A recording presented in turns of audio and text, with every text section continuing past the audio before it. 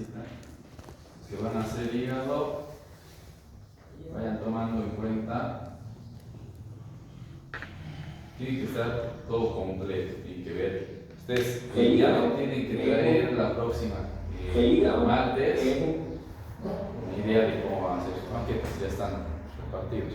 Quienes no se han anotado y no están en listas y no tienen maquetas, bueno, maquetas, voy a suponer que no las van a hacer. ¿Ya? Entonces van trayendo, quiero hacer así, quiero para que los oriente un poquitito y vayan viendo sus materiales para hacer. Lo primero que tienen que saber en un proyecto es cómo van a armar el proyecto, antes de nada. Si no presentan eso, a ver, no sé cómo va a estar sus materiales. Una de las vísceras más grandes del cuerpo, las abdominales, para algunos autores el órgano en sí más grande del cuerpo. Y hoy en este canal de Anatomía Fácil por Juan José Sánchez abordaremos la anatomía de este maravilloso órgano dividido en dos grandes videos. En esta primera entrega hablaremos de sus generalidades, hablaremos de sus caras y de sus relaciones anatómicas y lo más otro importantes. Ya hemos visto. Vamos a comenzar entonces hablando de la disposición anatómica de este órgano con respecto al abdomen. Entonces este hígado es un gran órgano que ocupa una gran porción de la cavidad abdominal en el adulto. En el sujeto en vivo está cubierto en gran parte o protegido por la parrilla torácica y por el diafragma, que vamos a ver ahorita que va a ser su límite superior.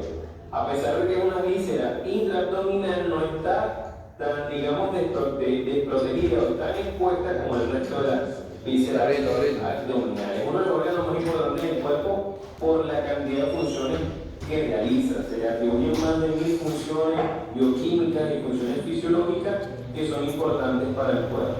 Lo bueno del hígado es que él tiene la capacidad de regenerarse. Incluso ustedes estirpan la mitad del hígado y además de regenerarse, él puede suplir las funciones del pedazo de hígado que falta.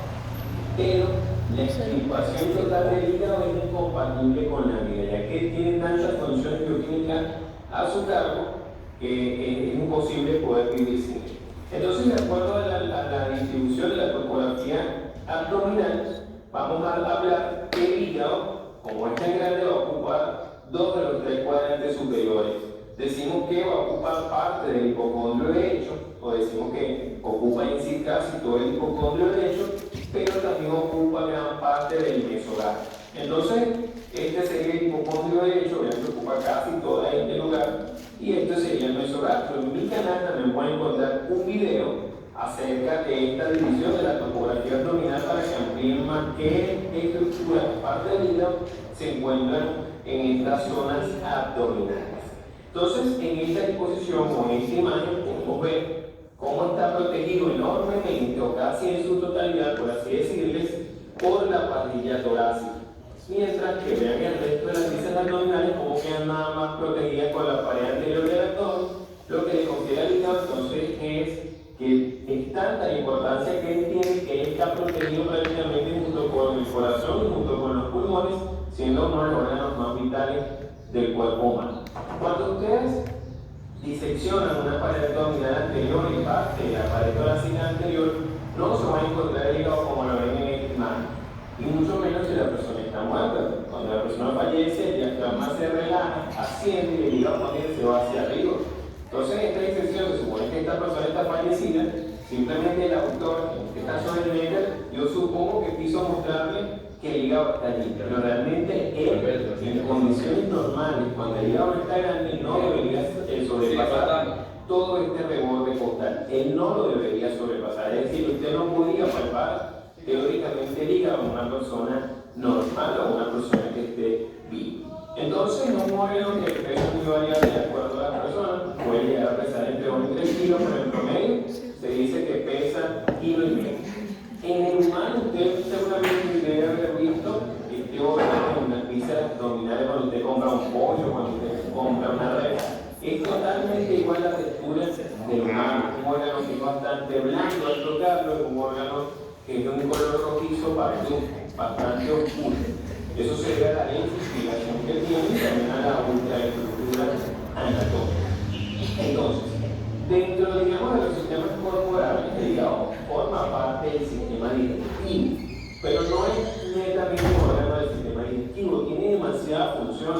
tiene función hematopoyética en el feto, poca función hematopoyética en el adulto, pero además de eso es una glándula. De hecho se dice que es la glándula más grande del cuerpo. Podemos decir que es una glándula mixta.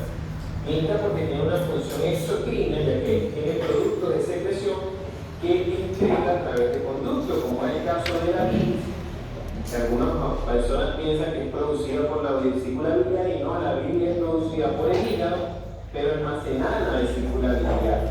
Entonces, como está, digamos, siendo excretada a través de conductos, nosotros decimos entonces que es una glándula exocrina, ya que entra dentro del concepto de una glándula exocrina.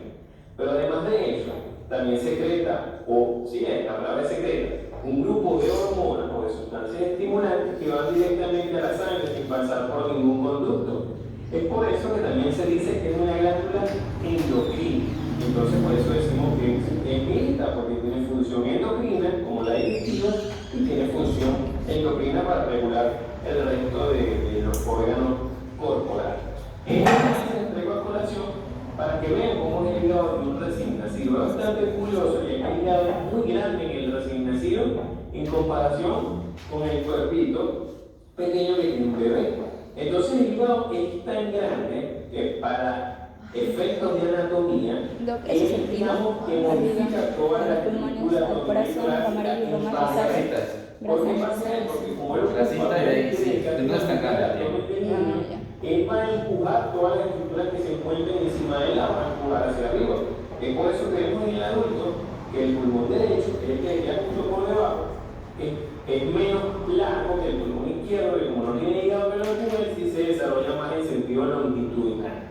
Igualmente vamos a ver que, por ejemplo, el riñón del lado derecho, como le queda debajo de él, lo empuja más hacia abajo y vemos que el riñón derecho es más inferior que el riñón izquierdo. Vamos a ver igualmente que el ángulo del colon del lado derecho es más inferior que el ángulo del colon del lado izquierdo, que es más superior. Entonces, para que vean cómo modifica enormemente la estructura abdominal y la estructura clásica debido a su gran tamaño.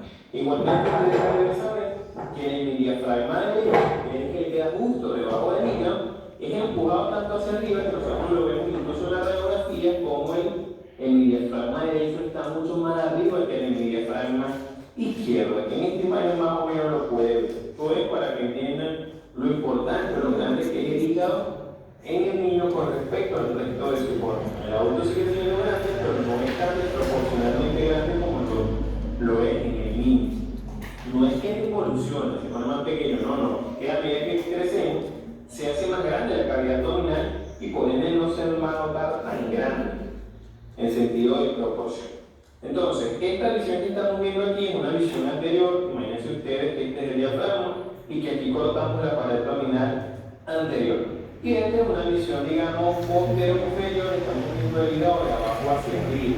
Siempre la punta que usted ve, que cuando se va haciendo más pequeño, eso es el lado izquierdo. Mientras que la parte que usted ve grande y voluminosa, eso siempre va a ser el lado derecho. Eso para que no se vaya a confundir con la rotación que tienen estas imágenes. El hígado, por excelencia, está descrito como dos grandes caras. Depende del autor, variará el nombre de la cara. Le voy a decir de todas maneras los varios nombres que tiene. La cara, digamos, que ve hacia arriba y hacia adelante, es la que vemos cuando vemos un hígado en posición anatómica, es la cara diafragmática. ¿Por qué se llama cara diafragmática? Porque ella está en contacto en gran parte o en su mayor trayecto directamente con el diafragma.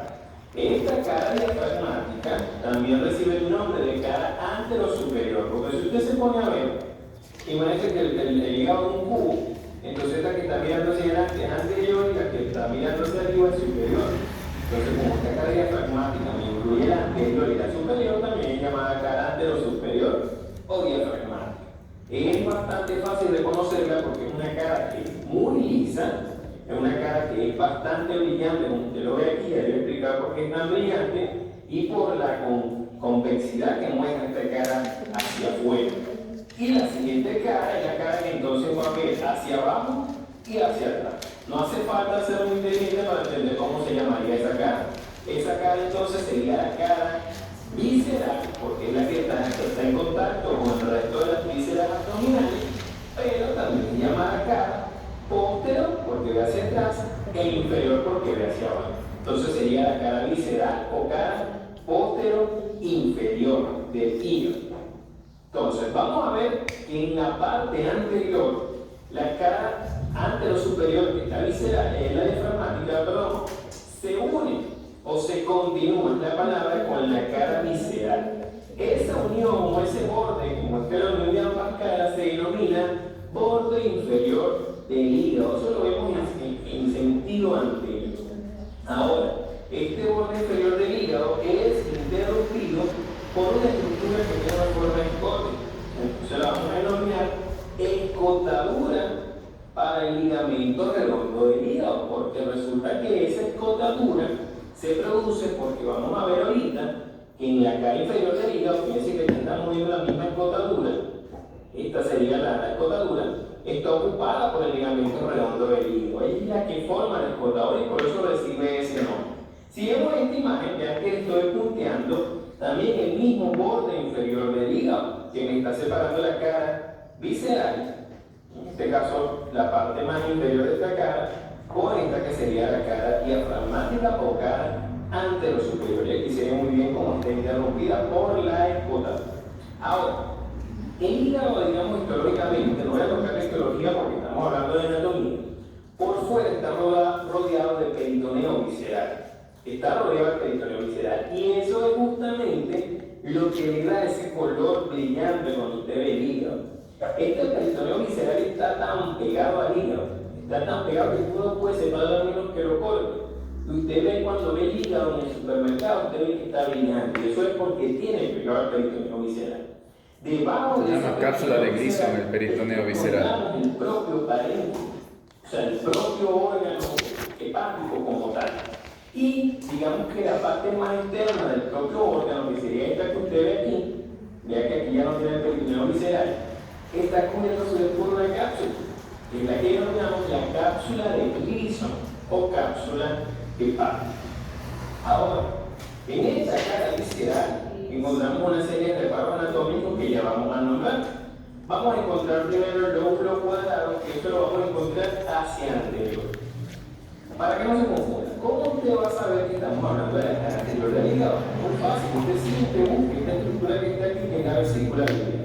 En donde usted ve la vesícula biliar, quiere decir que esa es la parte anterior del hígado.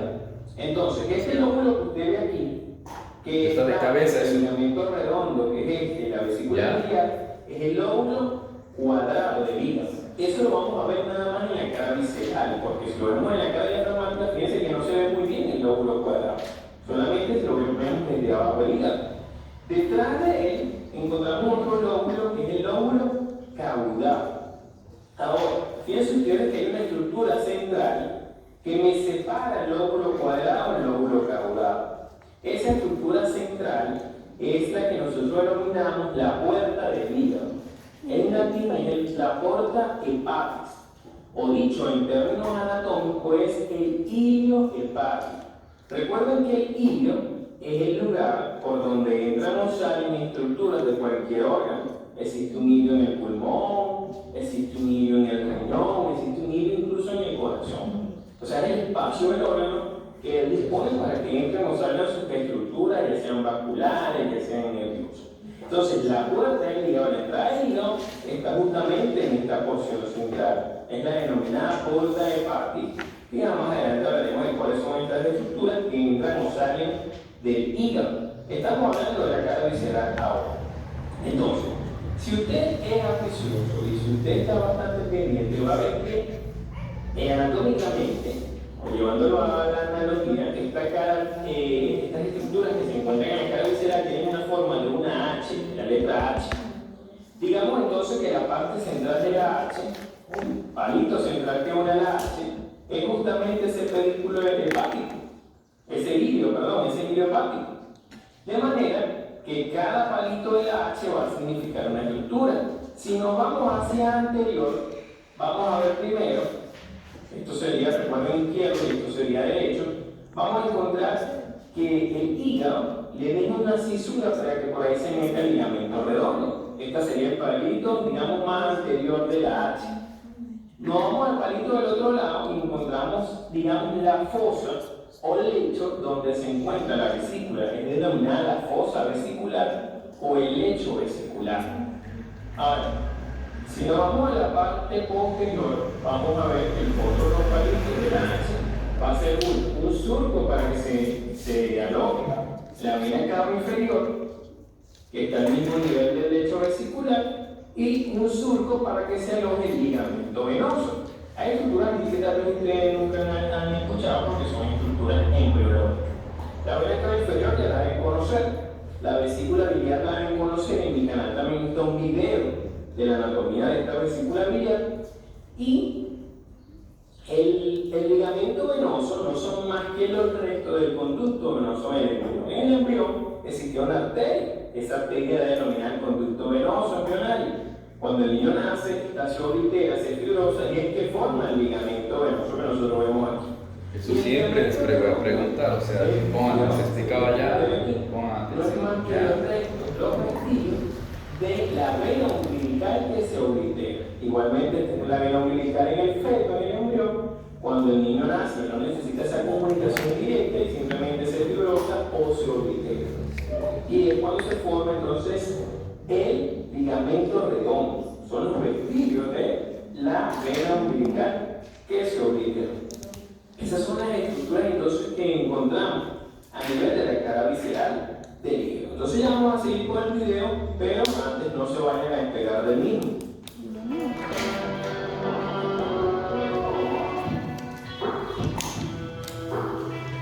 Te invito a suscribirte aquí en el inferior derecha y aquí.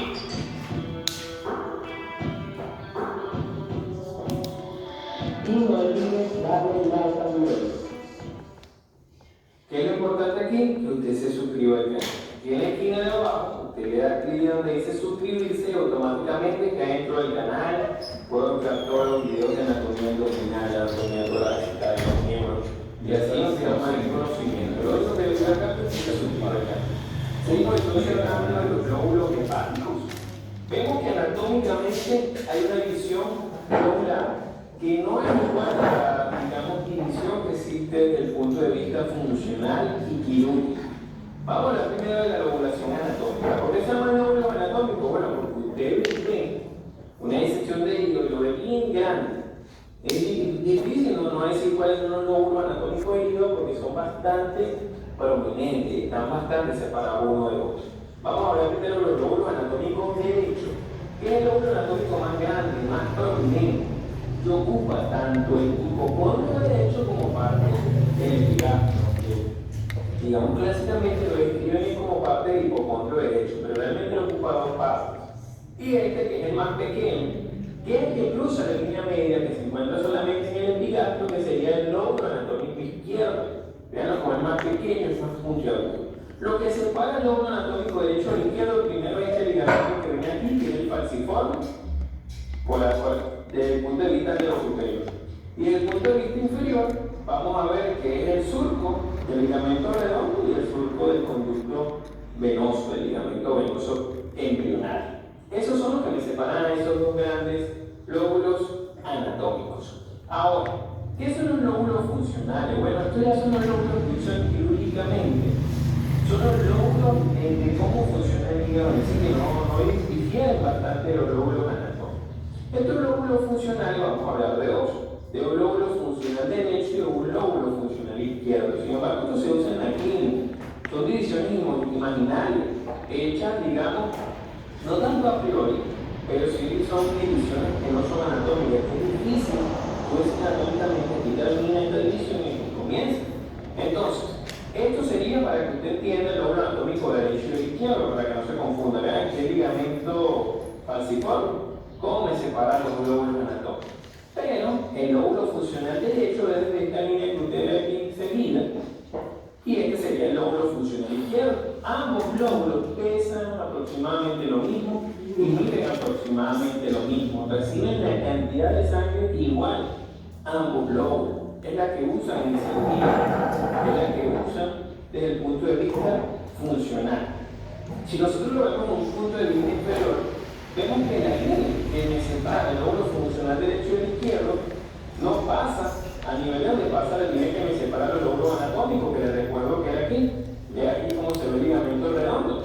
No, esta es una línea que pasa aproximadamente a nivel de la vesícula a la derecha de donde sale la división de los lóbulos anatómicos, y en la parte posterior corta el lóbulo caudado. Vean cómo pasa a través del lóbulo caudado. De hecho, por eso es que se dice que el lóbulo caudado y cuadrado, ellos pertenecen al lóbulo anatómico derecho, pero funcionalmente el lóbulo cuadrado es el lóbulo funcional izquierdo, y el caudado es mitad y mitad. Una mitad para el funcional izquierdo y una mitad para el funcional derecho. Es que es bastante distinta esta clasificación. Entonces, esta clasificación funcional hace que ocurra la segmentación hepática que fue descrita por Coinaud, como se pronuncia, Coinaud, C-O-I-N-A-U-D, que es francés, y los otros Pérez y Suárez son uruguayos y argentinos. Los famosos segmentos vasculares. No es tan importante. ¿Por qué dijo él? Bueno, el hígado está dividido en 8 segmentos y después podemos saber cómo uno de los segmentos. Les voy a explicar cómo son esos segmentos vasculares. Vamos a tener los segmentos que quedan en el lóbulo derecho y los segmentos que quedan en el lóbulo funcional izquierdo. Vamos a hablar primero del lado derecho. Recuerden ustedes que esta línea divisoria es la que separamos lóbulos funcionales, que sería esta misma línea que usted ve aquí. Estos serían los derechos y estos serían los izquierdos. Igual aquí estos serían los izquierdos y estos serían los derechos. Primero tenemos los anteriores. ¿Qué van a ser los dos? Un lóbulo anterior superior y un lóbulo anterior inferior. Por supuesto, en una visión inferior no vamos a ver el anterior superior, pero en una visión inferior, aquí medio se ve, vean por el color, el lóbulo anterior inferior. Luego nos vamos hacia el lateral derecho, hacia la parte más interna, y encontramos a los posteriores. Tendríamos este que vemos aquí en lila, más o menos ese color, que sería el lóbulo posterior superior, y debajo de él, el lóbulo posterior inferior. Estos serían entonces los 4 lóbulos que se encuentran dentro del lóbulo funcional derecho. Ahora, del lado izquierdo, tendríamos primero los lóbulos medios. Este que ustedes ven más arriba sería el lóbulo medio superior, algunos autores lo llaman lóbulo medial superior, y este que está abajo sería el lóbulo medio o medial inferior. Y si nos vamos hacia afuera, tendríamos los laterales. Este sería el lóbulo lateral superior y lóbulo lateral inferior. Hasta allí todo bien, porque serían 4 lóbulos para 4 segmentos, perdón, para cada lóbulo.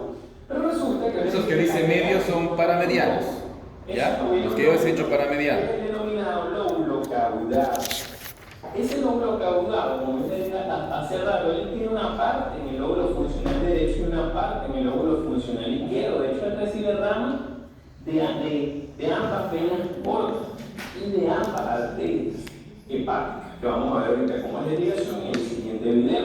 Este lóbulo caudado se divide en 3 porciones. Hablamos por una porción derecha, que es esta que ven en azul más claro, perteneciente al lóbulo funcional derecha, una porción izquierda, perteneciente al lóbulo funcional izquierdo, y hablamos de un proceso caudado que se encuentra dentro del lóbulo funcional del lado derecho. ¿Por qué es importante esta segmentación hepática? Es importante porque el lóbulo caudado es ese celestito chiquitito que ven al lado del que dice 4, ¿ya? Ese dice que puede o no estar. No, siempre está. Pero es un lóbulo muy chiquito, muy aparte. Una rama del sistema colector biliar y le llega una rama de la vena porta, por separado a cada uno de los segmentos hepáticos. Aquí vemos, por ejemplo, los anteriores, aquí vemos los posteriores, aquí vemos los laterales y aquí vemos los medios, medio superior, medio inferior.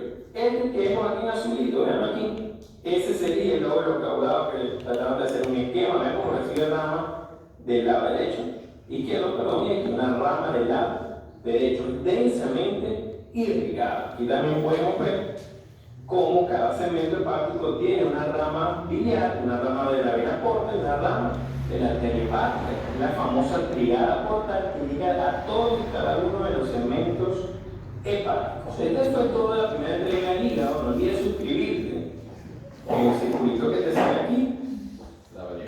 Bien. Entonces, súper fácil. Les voy a hablar de segmentación hepática por la vena portal.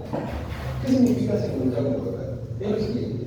Los órganos para venosos tienen territorios, porciones, que van a estar irrigadas por segmentos vasculares bien deflorados. Entonces, el cirujano tiene que conocer cuáles son estos territorios, estos segmentos, este órgano, de manera tal que pueda hacer la extirpación de un segmento sin comprometer la vasculatura de la órgano.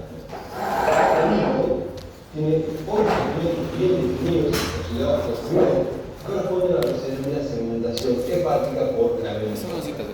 Para poder conocer Chido, pero usted en la línea dice alto y el chico se está conociendo de esta configuración externa. Que por eso vamos a empezar hablando de la configuración externa del hígado para después poder entender la segmentación hepática.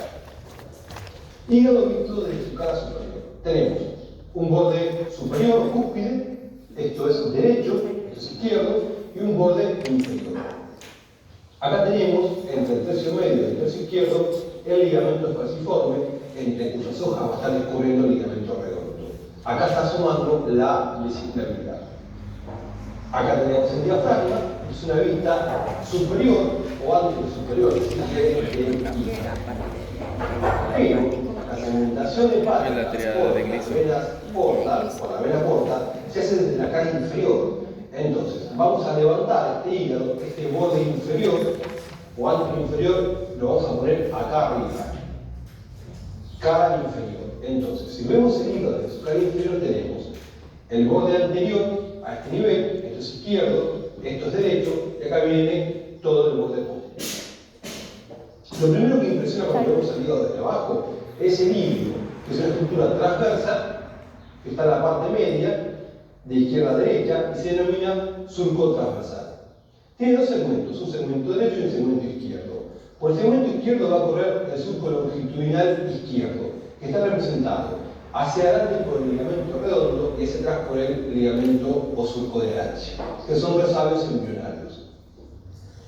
Hacia la izquierda tenemos el surco longitudinal derecho, que es bien ancho, bien amplio y se denomina fosa cística, una estructura ovoidea que es la fosa cística que va a contener a la vesicularidad.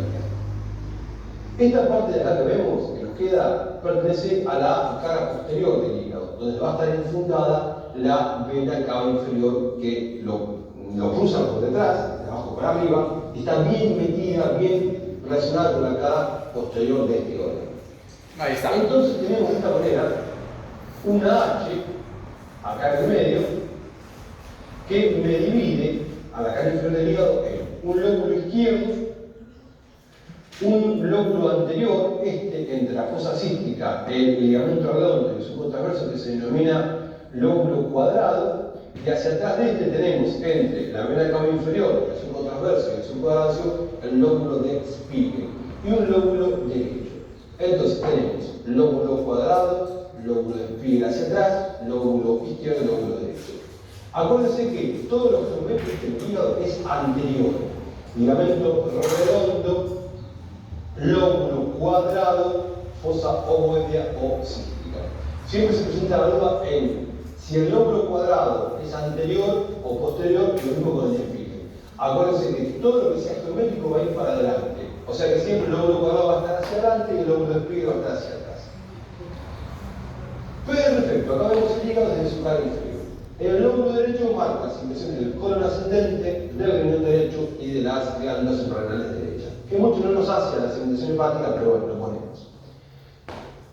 Suárez, Jiménez y Puyol usan esta cara inferior del hígado para dividirlo externamente en 8 segmentos. Cada uno de estos 8 segmentos va a tener un nombre y va a estar irrigado por una rama de la vena porta particular. Acuérdense que la vena porta no drena al hígado, sino que lo irriga. Es decir, no le saca sangre, sino que se saca el 85% de la sangre que viene al hígado, viene por la vena porta. ¿Cómo hicieron Suárez, Jiménez y Puyol para segmentar esta cara inferior del hígado y ponerle todo el hígado? Lo hacen en base a un eje que se denomina eje anteroposterior y que parte desde la parte media de la fosa cística hasta el borde izquierdo de la vena cava inferior. Desde el centro, de este eje, para la derecha va a ser todo derecho, de ahí para la izquierda va a ser todo izquierdo. Esto es funcional. Y por último, el surco transverso lo prolongamos De manera tal que todo lo que esté hacia adelante, este surco transverso va a ser el anterior y todo lo que esté hacia atrás va a ser el posterior. La mitad izquierda y la mitad derecha, a su vez, están cortadas por dos surcos anteroposteriores y se dividen en 4 segmentos. El surco anteroposterior izquierdo está dado por el ligamento redondo hacia adelante y el surco de arancio hacia atrás. Y el surco anteroposterior derecho va a estar dado por una línea que vaya de la mitad del borde anterior del lóbulo derecho, la parte media, hasta el borde derecho del ilio hepático. Entonces, todo lo que esté a la izquierda del eje va a ser izquierdo. Todo lo que está a la derecha está a la derecha. Pero a su vez, todo lo que esté próximo a este eje se va a denominar paramediano. Y lo que esté más hacia externo, hacia la periferia, se va a denominar lateral. De manera tal que estos dos son paramedianos y estos dos son laterales. Como estamos del lado izquierdo, este es el paramediano izquierdo y a su vez anterior. Este es el paramediano izquierdo posterior. Así pasa lo mismo del lado derecho, del lado izquierdo y del lado derecho. Vamos a ver que Suárez, Jiménez y Pinot le pusieron un número a cada uno de estos segmentos, partiendo desde el lóbulo de Spiegel y en sentido antihorario. Entonces tenemos 1 para el segmento paramediano izquierdo posterior, 2 para el lateral izquierdo posterior, 3 para el lateral izquierdo anterior, 4 para el paramediano izquierdo anterior, 5 para el paramediano derecho anterior, 6 para el lateral derecho anterior, 7 para el lateral derecho posterior y 8 para el paramediano derecho posterior, que en realidad es posterior superior y no se ve desde la cara inferior, por eso está hecho con un negro un poquito más claro.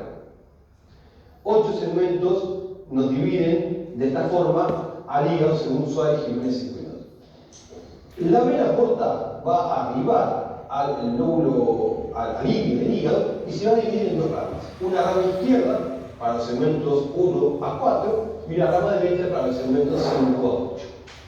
La rama izquierda va a dar, primeramente, ni bien entra, una rama para el segmento 1, una rama para el segmento 2 y una común para los segmentos 3 y 4. Esta común se denomina proceso de Retzius y es importante, ahora vamos a ver por qué. La rama derecha va a estar destinada a los segmentos 6 y 7, pero antes va a dar una para el segmento 5.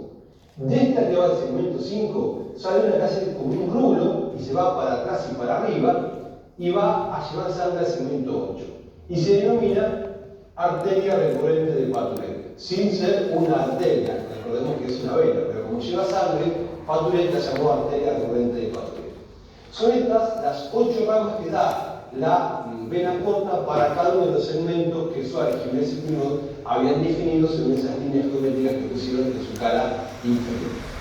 Lo primero que va es que la sangre en vía embrionaria, la sangre que viene de la placenta viene por la vena umbilical y va a dividirse en 2 ramas. Una que va a terminar en el proceso de Retzius, que le trae sangre directamente al hígado, al sistema portal, y otra que va a ir por medio del conducto de Arancio, que se llama conducto de Arancio, a la vena cava inferior. Entonces, la vena umbilical se divide, pasa por las 2 hojas del ligamento falciforme y se divide en 2 ramas. Una que va al proceso de Retzius, que se llama vena umbilical propiamente dicha, y otra que se denomina conducto de Arancio y va a la vena cava inferior. Luego, cuando se produce la caída del cordón umbilical, se atrofian estas venas. La vena umbilical se transforma en ligamento redondo, que sigue corriendo por las 2 hojas del ligamento falciforme, y el surco de Arancio, el conducto de Arancio, perdón, pasa a llamarse surco de Arancio. Terminamos con la circulación hepática, gente, espero que lo hayan entendido. Les mando un abrazo grande, Martín siga apoyando y nos vemos pronto. Hasta luego. Súper fácil. Chao, gente, un beso.